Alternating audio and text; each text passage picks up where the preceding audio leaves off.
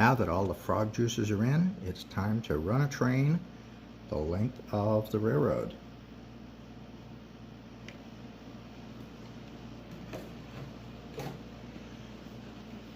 This has got a single GP7 Atlas diesel locomotive pulling it. I have 10 Boston and Maine rail cars. Actually, they're not all Boston and Maine, but 10 rail cars. Primarily 40-footers, a couple other ones, plus a caboose. And it is pulling nice and even. See, the train will be going over the bridge at Railroad Ave in Seabrook. Kind of neat seeing it go across that bridge now.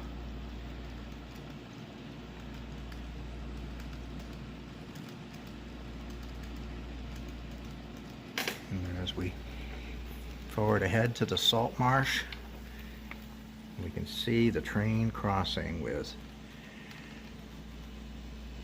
Seabrook Beach cottages in the background. And then we travel through the woods north of Seabrook into Hampton Falls.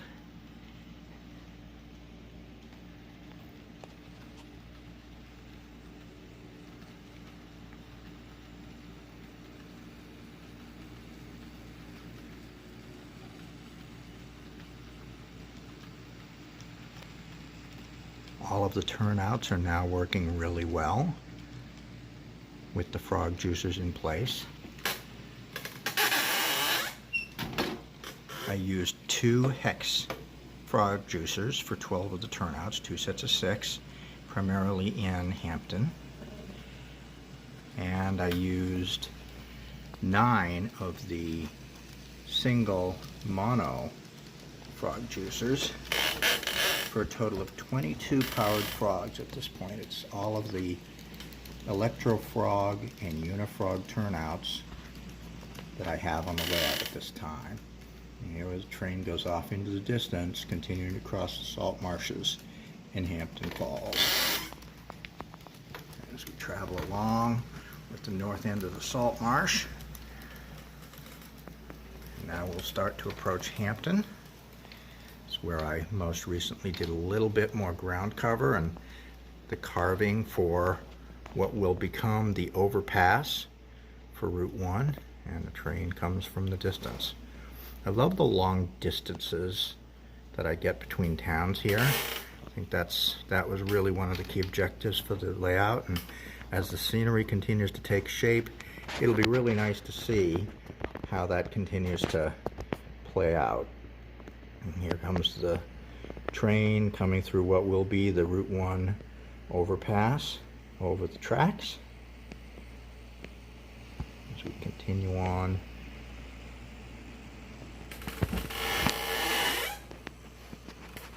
And here we go past the grain and feed.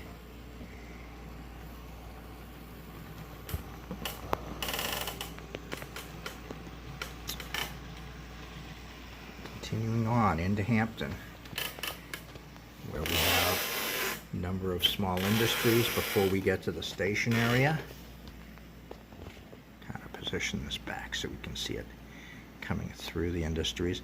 There'll probably only be one building on the near side of the tracks here. I'm not quite really sure how I want to handle that, but I've got a couple there now. As the train comes around the corner, this is where the depot will be. We come into Hampton Town Center area. There is one spot in here where the track was a little dirty. I did clean it, but didn't run the train back over it since, so I don't know if I cleaned it perfectly. There is a little bit of used track here. That's the piece that seems to be giving me a little bit of cleanliness issues at times. So far so good, and we go past where the lumber company will be. As the train just continues on through, not a glitch. And it comes around the end of the island, heading back the other way towards what will be Northampton, as we see across the aisle the Hampton Falls side that we've already passed through.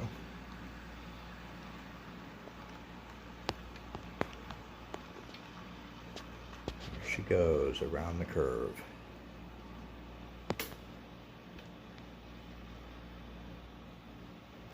As we come around, we'll now see the train making its way down the long Northampton stretch.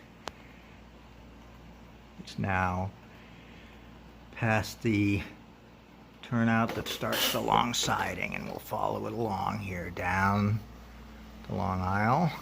That'll get us all the way to the end point of the island. I'm going to just take the controller here so I can stop the train when it gets past there, but now we'll come across where the Northampton depot will be.